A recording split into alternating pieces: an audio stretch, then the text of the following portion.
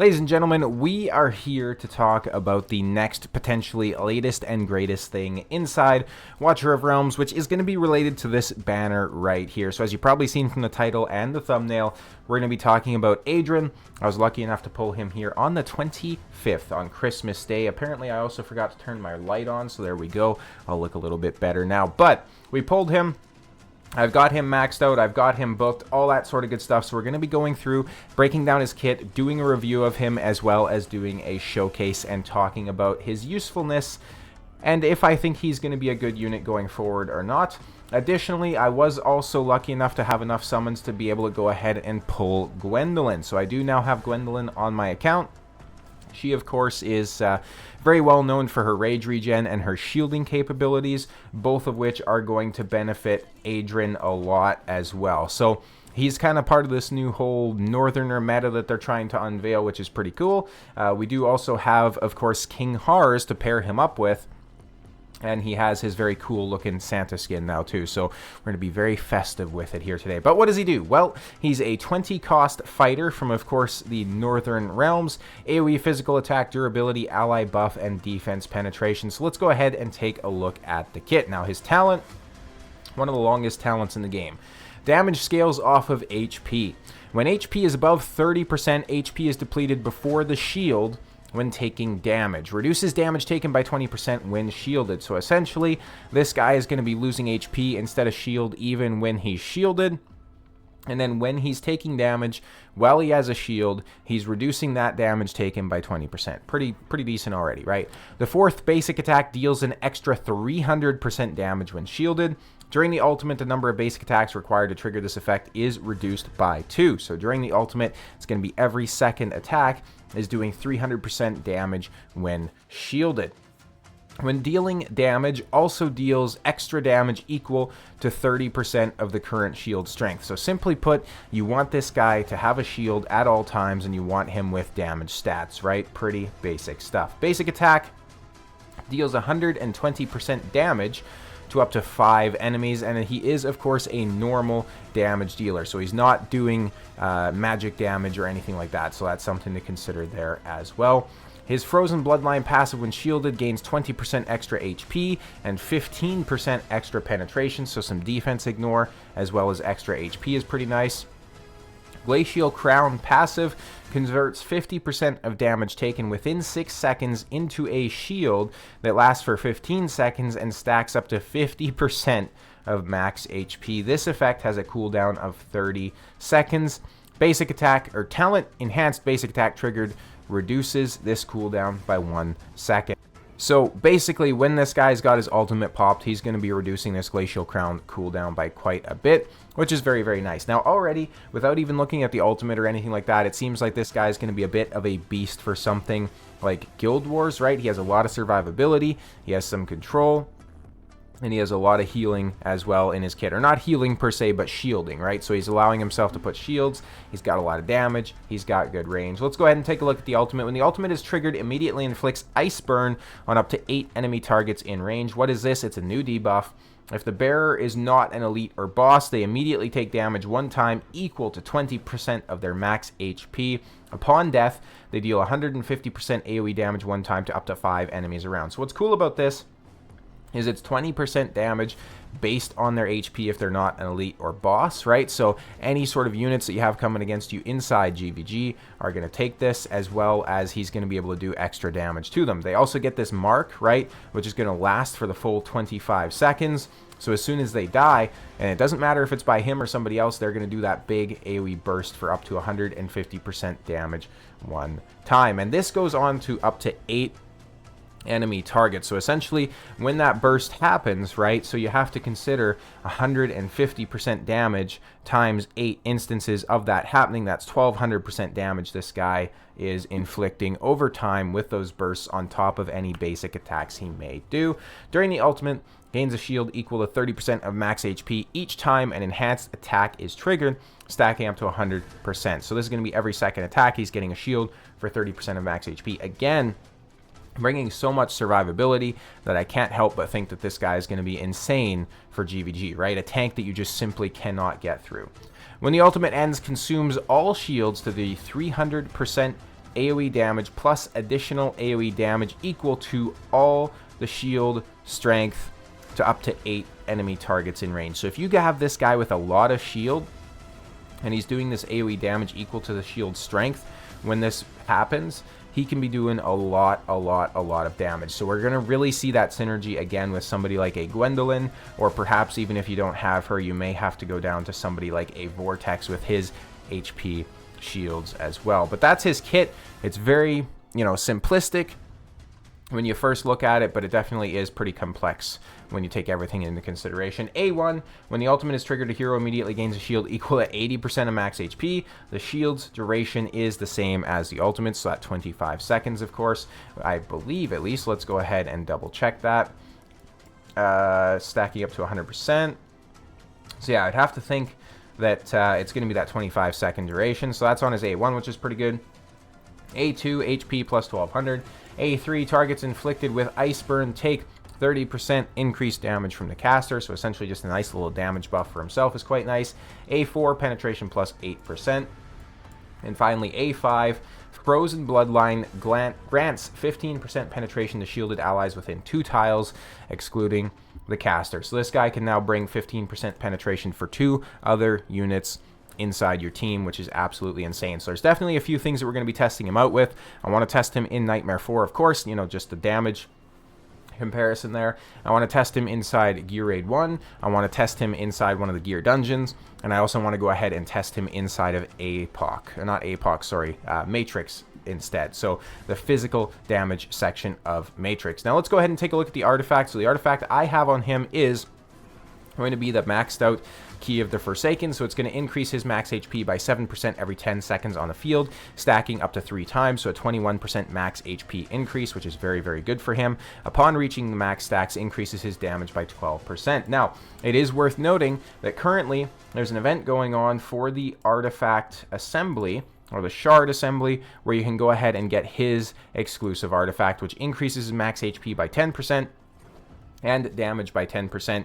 Enhanced attack can also be triggered when the caster has no shield. So it's a very good enabling artifact for him. It's probably going to be the best in slot, but unfortunately I don't have it quite yet. Even once you have it, you'll still want additional copies to level it up fully and all that sort of good stuff. So for today, he's going to be sitting with the Forsaken Key. Let's go ahead and take a look at the gearing. Now, this is very much a problem that I mentioned when I talked about Vlad, Draculea as well. I don't have very good HP-based damage-dealing gear. So we only have him at 82,000 HP. We have him at 314 on the attack speed, 115, and then 335 on the crit rate and crit damage, respectively, with no rage regen. So he's definitely going to be benefiting from somebody like an Eirlys or somebody like a Gwendolyn, your Eloins, all that sort of stuff that's going to bring him extra rage regen. In terms of the gear pieces, this is how we look, so not really any like quad rolls or anything like that on here. I had to go with a crit damage amulet because I simply do not have any HP based amulets for the Infernal Roar, which is kind of funny. So there's a lot of HP missing from him. As you can see, a lot of these are blue rolls. It would have been significantly better if we could have had them be gold rolls or purples. Overall, let's go ahead and re-roll this and see if we can get something decent. Not really though, so we're going to go ahead and keep the initial. I'll try to re-roll this a couple more times. I have a lot of gold to work with, and we'll see if we can get some good stats. Again, as you can see, it looks like the original is going to be better. We're going to try this maybe 4 or 5 times in total. We do get more crit damage, more attack, and more attack speed, so we're going to go ahead and keep this one. This is now looking like a bit more of a good piece. So we still have plenty enough crit rate. Got a little bit more crit damage on him to get him up to the 341. Now, if we go ahead and take a look at base stats, he's rocking 24,674 base HP. If we go ahead and compare that to some of the other fighters in the game, we can really see that he's kind of like either on par or slightly above compared to a lot of these other units. When it comes to somebody like a Jira, though, like when it comes to other HP-based damage dealers, he is generally going to be a little bit lower, right? So even non-HP based damage dealers, like Ardea is still doing damage based off of attack, and she has higher HP than him. Jira has significantly higher HP, almost 10,000 more HP than he does. Somebody like a Twyla has more HP than he does, which is pretty crazy. Just coming through here, you also have somebody like an Abomination who has higher HP. You have obviously Elder. you know, Cerberus, you have Lubu has lower HP though, but he has some shielding mechanics and whatnot. Valeria has higher HP. So when it comes to the actual like base HP, this guy definitely isn't the best, right? Like there's better units out there. There's, you know, other units that are going to have higher HP. So that's just something to consider when you're building him. In terms of the build itself though, you're probably going to be looking Infernal Roar for most people. Soulbound Arcana, Ageless Wrath, and Cataclysm are all going to be perfectly fine sets, though, as well on the right-hand side. Left-hand side, Warlord happened to be the best set that I have. If you have good HP-based damage dealing from Wicked Vengeance, that's going to be perfectly fine as well. And then notably, this guy will also benefit from your Tier 1 sets. So the Whirlwind, Annihilating Might, and Calamity are all going to be pretty good for him. If you don't have very good damage dealing sets on the left hand side, you could also consider running something like Immortal Warrior, right? Because it's going to give him that extra 25% HP. So worst case scenario, if you can't get good Warlord pieces with HP, or your crit rate and your crit damages and he's a little bit too squishy, maybe consider switching over to something like your Immortal Warrior. You could, for the same factor, also consider your Astral Guardian, so giving him a massive amount of HP at 30% as well as 15% defense, right? So that's something to consider there as well. On the right-hand side, there is not exclusive gear unless you're going with the Cataclysm set. So there's a couple in here that could be useful. So you obviously have the increased max HP by 10% from Cataclysm.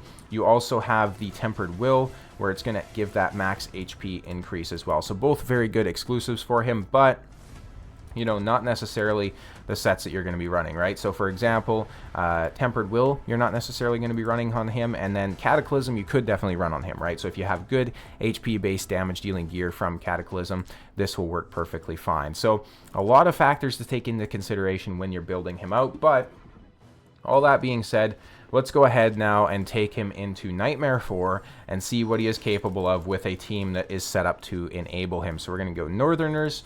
We're going to bring in, of course, our King Hars, like I mentioned, Mr. Santa himself here now, which is pretty fantastic. We're going to bring in Gwendolyn. We're going to bring in Aedrin. I am going to not really worry about bringing in, like, obviously a Diao Chan, because Diao Chan is increasing like your attack and stuff like that. We'll still bring her in though, just for sake of, you know, having her there, I suppose. And then we'll bring in an Eirlys for some rage regen. What I want to do additionally is bring in a couple of other fighters that we can use to test and see how he's going to do damage comparatively. So probably the closest thing that we're going to get to him is going to be something like a Umerit, where he's doing that AoE damage to the target and their surrounding enemies. So I think we'll bring in a Umerit and see what kind of damage he's able to do in comparison. Umerit is, of course, A1 as well, so that's something to consider. My Aedrin is just going to be baseline promo, so you're going to lose a little bit of, you know, potential damage on that front. So we're going to go ahead and place down Aedrin first. We're then going to go ahead and place Diao Chan, of course. We're going to bring in Umerit. We're going to bring in Gwendolyn. And we're going to bring in Eirlys. We're going to place Eirlys probably right here just so she can heal everybody. As you can see, Gwendolyn is going to keep us nice and shielded up as well. Already, Aedrin is off to significantly higher damage than Umerit. And keep in mind, I always say this, but for both of these heroes, they are AoE-based damage dealers, right? So they're really not specializing in single target boss killing, so that's just something to keep in mind. As you can see, though, he's stacking up shields worth like 40k on himself. The initial shield pop, he got like 80k. He's getting 22k. He is doing very, very good shielding, ladies and gentlemen. And then if we take a look at the damage he's doing like 400k damage on some of those pops. 449k, which is absolutely obscene. There's the big AoE burst at the end where he's bringing in his, all of his shields are doing the damage, so he is doing more damage than Umerit, right? Which is very, very cool. Umerit obviously is a very competent damage dealer, so the fact that he's doing more damage than him is quite nice. We may not actually get through the shield here. It's going to be close, going to be close. We do actually get through the shield right at the very last second. That was a bit butt-puckering, to be sure. But, you know, it's, again, pretty good getting through the shield with literally just Aedrin and Umerit in here. Now, we're seeing 760k damage coming in from this guy. That is absolutely bonkers. Holy shit. And that's going to be AoE, right? So this guy's going to be slamming AoE. I didn't actually get to see what the big hit was there when he consumed all the shield, but you can see Gwendolyn coming in, keeping him nice and shielded up. We'll actually bring in Santa Claus himself as well, so we can get some extra shields in there. But this guy's taking, like, really no damage either, because his HP is getting hit a little bit, but then he just has so much shield there that he's able to survive without any issue. And then obviously we have Eirlys in here healing him up as well. And he is, like, consistently and significantly out-damaging Eirlys, which is pretty cool. At 2 minutes and 45 seconds, we're going to go ahead and pop everybody's ultimates so we can get through this next shield, of course. There's the big initial burst. With the ultimates being popped here, I don't think we'll really have any concerns getting through it, but I could be wrong. It's not moving quite as fast as I expected it to be, unfortunately. We'll go ahead and pop our Gwendolyn there as well. Gwendolyn, of course, does have a nice quick pop on her ultimate, which is very nice. We're seeing some big damage coming in from Aedrin, but unfortunately just not enough to take down that particular shield. But what's kind of crazy is we can survive through the big burst at the end anyways. It doesn't really matter, which is obscene to me, because when I first started playing through this game, I remember, you know, I'd have to worry so much about that particular big breath from the dragon, right? It would just wipe my team, and now here we are just surviving it without barely even a scratch on us. It's obscene, the level of power creep that happens over the time playing a game like Watcher of Realms or Raid Shadow Legends or Wuthering Waves or Genshin Impact. You guys know what I'm talking about. Of course, with King Har's in here, we do also have big shields coming in from him over time as well. Another thing to consider, of course, is that our Aedrin does have the Forsaken Key, right? So he's increasing his max HP over time that he's not taking damage, but he is very consistently taking damage here from the boss. So he's going to be struggling a little bit, right? Certainly. So the Forsaken Key is not going to be fully powered up or anything like that, unfortunately, but a very, very solid damage showcase so far. So 19 million with a lot of damage taken as well as a lot of self HP healing. Now, of course, it doesn't necessarily come close to somebody like an Eirlys, right, in terms of the healing, but he's bringing all of that self-sustain, which is quite nice. So let's now go ahead and test him, like I mentioned, inside Matrix 1 and really just see what he is capable of. So we're going to go ahead and use him in place of somebody like a Lu Bu, and I'm very excited for this because my Matrix team for the physical side has been absolute booty cheeks, so having him in here with Santa is going to be quite nice to see if we can get some big damage increases. So let's go ahead and let's fight this and just see what kind of a score we can get, or if he's doing good damage and all that sort of good stuff. Of course, on the Bulwark form, it really comes down to being the Valara show, so it's going to be interesting to see how it stacks up on this side. So King Har's is going to be our tank. We'll have him here. We'll then go ahead and place down... Oh, I don't know. Let's go ahead and place down our Van Helsing. Then let's go ahead and place our Tallulah. Then our Eirlys, somewhere like this. We'll place Kai. We'll get Eirlys over here. We'll place Aedrin here. As you can see, his range is pretty much perfect for this as well. We'll get somebody like our Yovar facing this way. We'll get Ardea over here. And then we'll get Talon over here doing some extra damage on the ground as well. And we'll really just see what kind of damage we're capable of doing. We'll go ahead and pop the Kai. I do obviously want to showcase, and also another big call out here is we'd probably want to bring in somebody like a Gwendolyn as opposed to the Eirlys, but that's okay. I was going to say I really want to do a showcase of these units, but of course I do have to kind of like consider when their ultimates are activated, because I don't want to activate his ultimate every single time, you know, first or anything like that. We'll go ahead and get the shields coming in here on the King Har's as well. Probably not going to survive too long based off of what I'm seeing, because we were taking big damage on those focus strikes. That's why Gwendolyn would come in and be really, really good, obviously, for doing extra damage there. We'll go ahead and pop the Eirlys on the left-hand side. Obviously not the best, though, because he is now doing magic damage, so all of his damage is reduced down to 10, which I didn't think of before, but it kind of is what it is. That being said, though, you can really see, you know, of course, on, like, Aedrin is doing the most damage out of anybody, and it's not even close. Like, Van Helsing is an absolutely obscene AoE damage dealer, right? I did a showcase on him where he was hitting like over 800k AoE damage inside Gear Raid 3, but I mean, you know, Aedrin is doing significantly more damage than him, even though both of their ultimates have been popped quite frequently. So that is pretty crazy, the amount of damage this guy is able to do. We see him doing those big AoE hits for like 128k on the right-hand side there, it looks like. And it's a very significant difference in terms of the damage done as well, right? So he's at 33 million. Van Helsing is at 24. And it's growing quickly from there. So we'll go ahead and pop Van Helsing. Then on the right-hand side, we'll pop our Aedrin there as well. He's going to get the big shields, do some big damage. We see 300k coming in per hit, which is pretty nuts. Obviously, looks like our healers are probably going to be struggling here as well to keep everybody nice and full. So that's a bit of a shame. We're going to go ahead and pop King Harz. I probably should have done that before, so he would have a bigger shield, but that's okay. And again, I think this team would be significantly improved if you were to bring in somebody like a Gwendolyn as opposed to what we have going on right now. Obviously, on the left-hand side, too, you would want to switch out, ideally, Ymeric for somebody else who's doing more physical damage, because we can't really pop his ultimate right now, because then that'll switch him over to doing, like, the magic damage. King Harz does get wiped there, unfortunately, so our team pretty much is going to be taken out. Let's go ahead and quit the battle. But as you can see, that damage differential is absolutely insane. Aedrin is doing some big numbers, ladies and gentlemen. 52 million versus the Van Helsing's 39, Ardea's 37, Talon's 31, and then of course Ymeric's 11, and then Kai is kind of even worse from there. That is absolutely insane to think about, that they're doing that much damage. Now, let's go ahead and try to run this again. So instead of maybe, I'm just trying to think, so maybe instead of our Tallulah, we'll bring in a Gwendolyn, but Gwendolyn doesn't really heal. So I think we probably will want to keep the Tallulah, or not heal, sorry, cleanse. So we'll probably want to keep the Tallulah in here for her cleansing capabilities.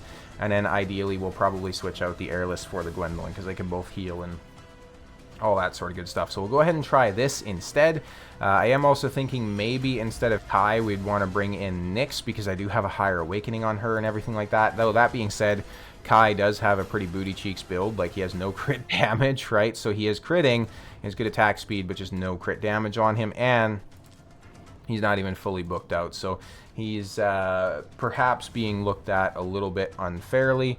We're going to go ahead and give him a better sharpshooter crest as well, just some extra damage there. I'll have to really come in and optimize his build at some point as well. So we'll go ahead and do that. We'll try this fight one more time, really just to showcase what they are capable of. And really now, at this point, I'm looking for another strong damage dealer that I can use on the left-hand side, right? Because Ymeric is definitely struggling a little bit more. So I think maybe we'll put Talon over there. We'll still put our Eovar facing left as well. Gwendolyn we'll put down here kind of at the bottom. Tallulah at the top facing down. We'll still get our Kai. And then I did really fuck up there because I wanted to place Van Helsing further over, but that's fine. He'll still have the expanded range, which will be good enough, and we have everybody kind of just, you know, collaborating here in the middle, which is good. We'll go ahead and pop everybody as soon as their ults are available so we can get some nice little damage going off. Gwendolyn with her ultimate, I think we're going to go ahead and try to pop that right when we see the focus strike going up. Again, it's very nice because she does go ahead and essentially instantly pop her ultimate.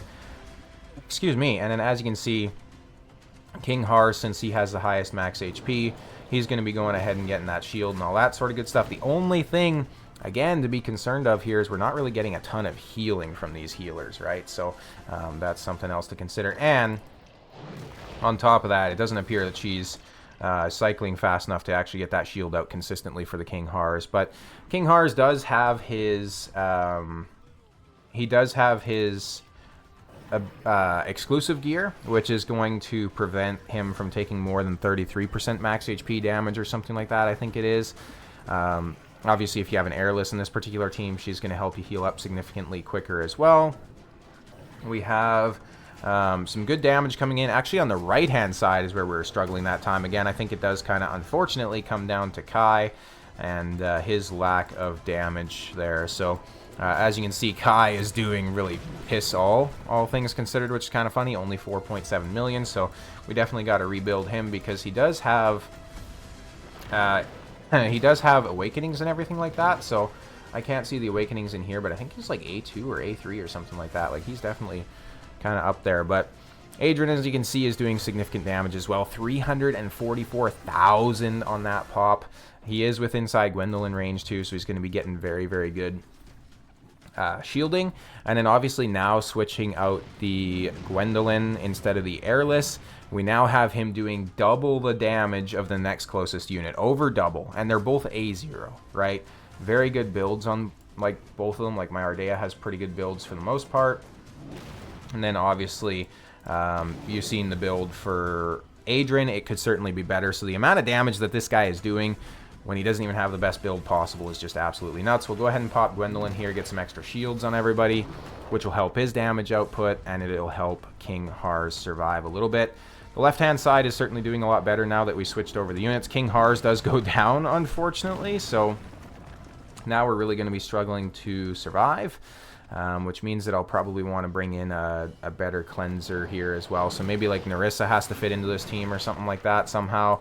But yeah, we kind of wiped there, so we actually do get worse damage overall, even though it kind of went better in terms of how much damage we were able to do, if that makes sense. But as you can see, Aedrin is doing well over 2x the damage of the next closest unit, which is just nuts. And he's doing 3x the damage of my Van Helsing, who, as you can see, is very much one of my primary damage dealers on the left-hand side. So this guy is fucking insane, the amount of damage that he's able to do. Let's go ahead and go into the raids here, and let's see what we're able to do as well. So let's go into Gear Raid 1, and really just see what he's capable of. We'll go ahead and do it with, of course, with Power of Dominance on, and just see what he can do. Now, I don't use a Northerner team for this, so this is going to be interesting as well. We'll probably try and bring in like a Northerner instead of maybe the Cultists. And then we'll still just keep the Watchers as they are. So let's go ahead and bring in him. Who else do we want to bring in? We could bring in a Kayn for his, of course, cost regeneration, but I think we'll bring in a Gwendolyn for some rage regen, some shielding, all that sort of good stuff. You already know what it is. And then we'll bring in a Kayn for the cost regen. Why not? And not really anybody else that I'm looking to bring in here. We could bring in an Elder, of course, for his AoE damage, but it is what it is. It'll be kind of inconsequential, I think. So we'll actually go ahead and do it with this. We'll do it with one less unit than we could, but let's go ahead and see what's possible. So we'll start with the Kayn. We'll get him down first, just so he can start doing some rage regen, of course. Excuse me. And then once these units come in, he can really start helping us out as well. So we'll place down our Ingrid, we'll place down our Diao-Chan, and then as soon as we're able, we'll go ahead and get our... We don't have a heal reduction, actually, which is going to be kind of problematic, so we got to go out. I forgot to bring that in. We'll have to bring in either an Artemis or a Boreas or something like that. I'm thinking Artemis is probably going to be the best way to go. Boreas could be very good, though, as well. But yeah, let's try an Artemis just because he can bring in some extra healing for us as well. So let's go here. Let's go to Artemis. He is now A2 as well. I did pull a duplicate copy of him on today's summoning video. So that is pretty cool. Now, again, with the showcase that I'm doing and whatnot, it's going to be a bit weird because this is going to go live before my summoning video. So there's going to be some slight spoilers for you there if you plan on watching the showcase video as well. So we get some cost regen there. We'll get our Ingrid down, we'll get our Diao-Chan down, and then as soon as we can, we'll also get our Artemis down as well. So there we go. Now, Kayn should also be able to regenerate us some cost once again. I think once he generates that secondary cost, we'll probably go ahead and pick him up at that point. Let's go ahead and get his ultimate as well. There it is. There's some extra cost regen for us. So we'll place down the Eloin facing up. We'll pick up Kayn. And then we'll get down our Aedrin here as well. Now, keep in mind, he's not going to be getting any sort of benefits from somebody like a Diao-Chan, right? So he's not going to be doing extra damage on that front or anything like that. We're going to go ahead and pop him. We're going to pop our Artemis as well, since we have the Forsaken Totem coming in. We're going to go ahead and place down Valara here on the left-hand side, just for kind of a nice comparison, because she's another AoE damage dealing fighter who can do significant numbers. As soon as we can, we'll go ahead and place down our Gwendolyn as well. We'll pop our Eloin here. We'll go ahead and place down the Wood Elf, pick it up so we can do some cost regen shenanigans. And now we'll place down our Gwendolyn. The Forsaken Key is going to be nice here because he's excuse me, he's actually going to be able to start stacking up his max HP, which will be perfect. And then as soon as we need to, we can pop Gwendolyn to get that big shield on him as well. And then finally, we'll go ahead and place down Nerja for some extra damage as well. And I would actually kind of imagine that, you know, with this particular team, we could probably beat higher stages as well. The only thing I'd really be concerned about is just the cycling of Artemis, because Artemis doesn't have very much rage regen right now, so it takes him a while to get his anti-heals back out there. Which, speaking of which, we'll go ahead and pop now. And we'll kind of pop everybody's ultimates just down the line here. And I think we'll probably make very quick work of this particular wave. We do have Artemis giving us the anti-heals in there as well where it matters. We got a lot of burning. We got massive shields on Aedrin. And then, of course, Nerja and Valara are benefiting from those massive shields from Gwendolyn as well. So she can really help to keep everybody alive. And as a matter of fact, Gwendolyn might be a good healer for the left-hand side too, because I know my Ingrid tends to get a little bit squishy when we have multiple of the guys coming out that do the AoE damage, so something to consider there. But, of course, we do have the Wood Elf that we can place down as well if needed. We'll just throw it on 2x speed here until the next wave comes in and we can take them out. As you can see, the wall is doing perfectly fine. Everybody's health is doing perfectly fine. As a matter of fact, we're probably going to take out these pesky little guys without even popping any ultimates, which is pretty crazy. So we're just going to wait until more of these guys come down. We have the Forsaken Totem coming in, so now at this point we're going to go ahead and pop everybody's ultimates once again, and I'll place the Wood Elf here just to make sure that Ingrid stays nice and full HP while these extra guys come in. Now, this is not attempting to be a Gear Raid 1 showcase or anything like that, but just a little tip if you're trying to push through this. The little guys that do like the AoE damage, like the red rings around them that come in from the outsides, you don't need to worry about them hitting your wall because they don't do very much damage to your wall whatsoever.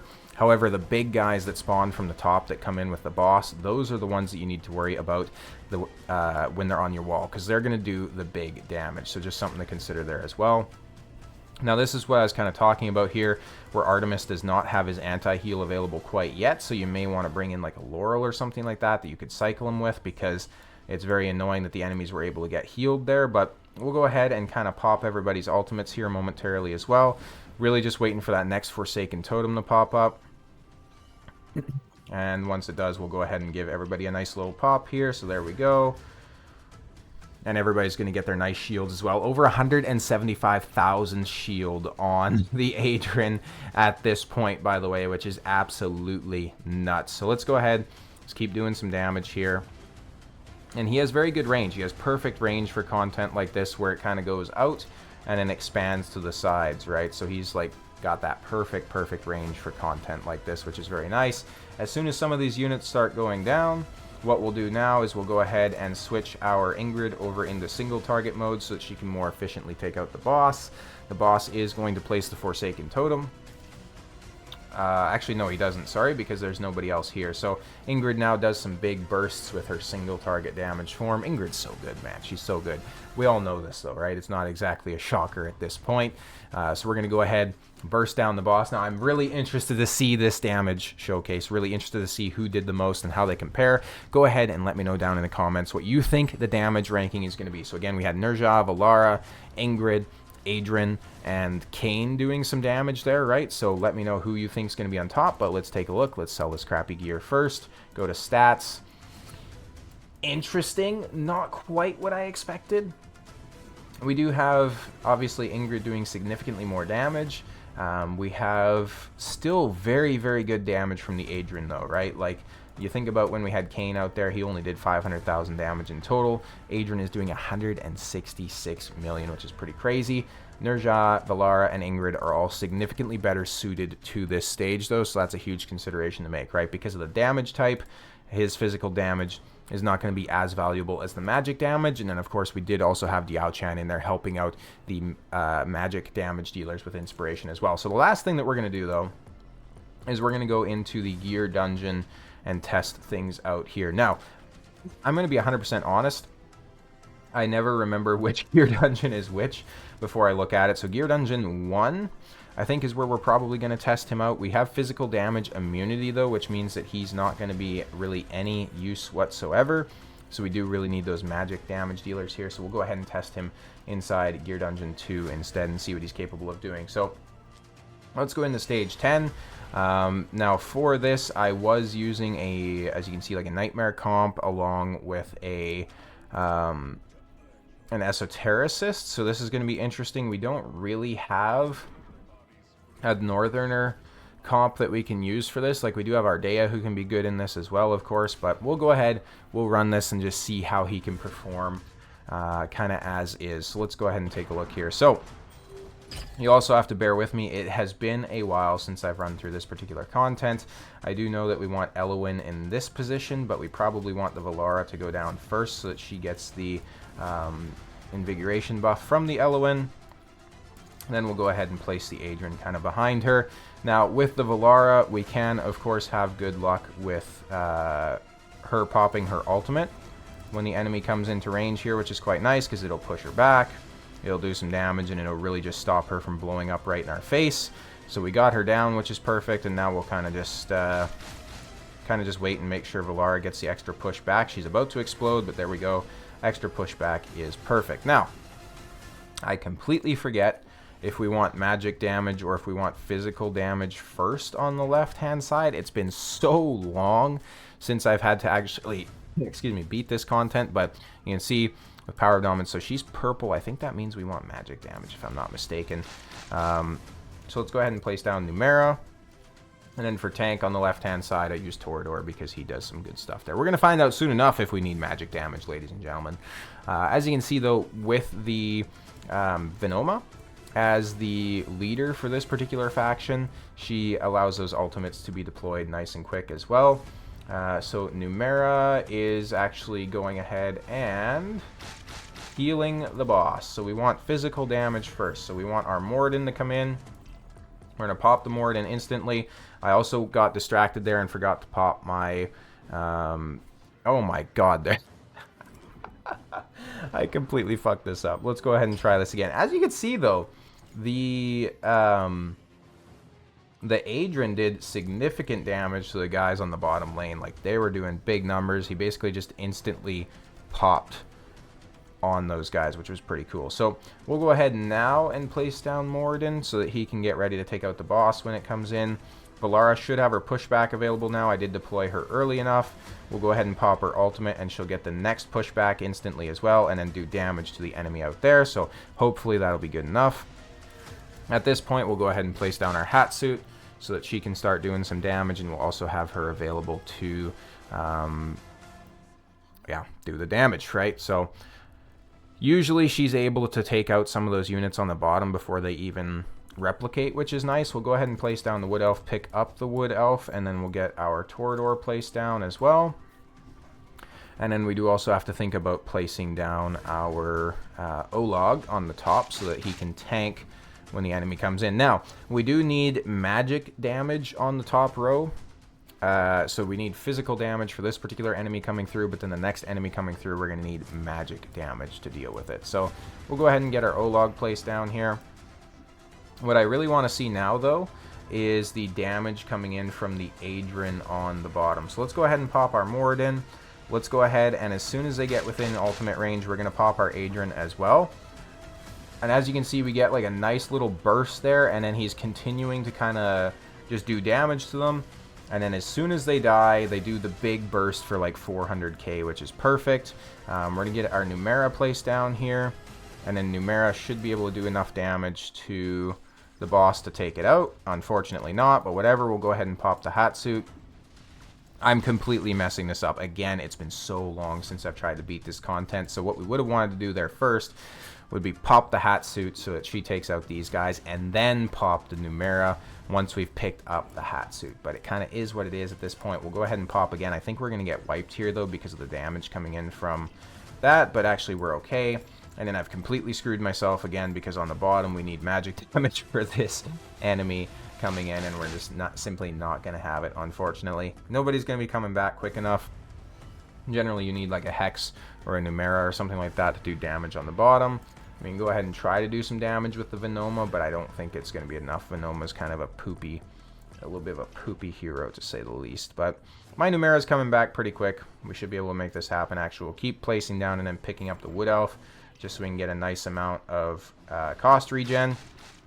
We also completely screw it up, and we have a leak as well, unfortunately. Hatsuit, we're going to go ahead and pop there so that she can do big damage to the enemies. And yeah, we just get too much replication on the top row. So I'm not going to be able to beat it. That's not on Aedrin, though. That's on me not making a proper team composition for this. So just keep that in mind, ladies and gentlemen. In terms of the stats, though, Aedrin, as you can see, is doing fantastic damage numbers. So 13 million on the bottom lane, clearing that out with the help of Alara. But he's like doubling Valara's damage, which is pretty crazy considering that she has such a longer range and she's doing damage first and all that sort of good stuff. Very comparable with Hatsuit, and you've seen how much damage Hatsuit was doing, how many people she was able to hit. So overall, this guy is a very, very, very, very competent damage dealer. And then, of course, on top of that, if you're able to get him awakened and if you're able to get him getting that penetration to the other units on your team, that's going to be fantastic as well. So let's go ahead and give him ratings. AMR is going to be a 5. Faction Trial, absolutely a 5. Void Rift, same thing. I think this guy's going to have 5s pretty much everywhere, if I'm being completely honest. XP and Gold Raid, very much the same. Malarix Halls, same thing. Guild War, if you're using a Northerner comp, I think he's absolutely going to be a 5. Immortal Codex. Now, he could be very useful, I think, for the stage where you need tanks. He could help out with that. He is a fighter, though, so you'd have to use, like, you know, a Lunacy Visor or something like that on him, but I still think he's going to be a 5. Tide, same thing. Tower of Deception, same thing. Arena AoE. We don't really have a Northerner meta anymore in the arena. We used to have like Ardea and Valkyra and stuff like that as the meta units, but I think he's still going to be probably about a 4. Gear Raid 1, he's going to be a 5. He can definitely help you to progress there. Titanic Runes, that also includes Matrix, ladies and gentlemen, so he's going to be a 5 without a question. Gear Dungeon 1, he's going to be a 4. Gear Dungeon 2 is going to be a 5, if I'm not getting those mixed up. I don't even remember. Drake's Chasm, he's going to be a 5. He's doing damage, shielding, all that sort of good stuff. He's going to be about a 3 in the single target arena, in my opinion. He's going to be a 1 in Gear Raid 3, and then a 1 in the anti-air DPS for the arena as well. So that's going to be my showcase, my guide, and my breakdown, all 42 minutes roughly of it for Aedrin, the new Northerner fighter we have inside the game. Let me know if you guys were lucky enough to pull him, and if you guys are using him anywhere in the game. I think this guy is fantastic, and he looks really, really cool as well. He's kind of that big, chunky armor type dude, which is super cool. There is also going to be my Discord link down below in the description if you want to go ahead and hop in there and really just showcase your builds, talk about Watcher of Realms, all that sort of good stuff. Merry Christmas to everybody, though, or Happy Holidays if you don't celebrate it, and I will see you next time.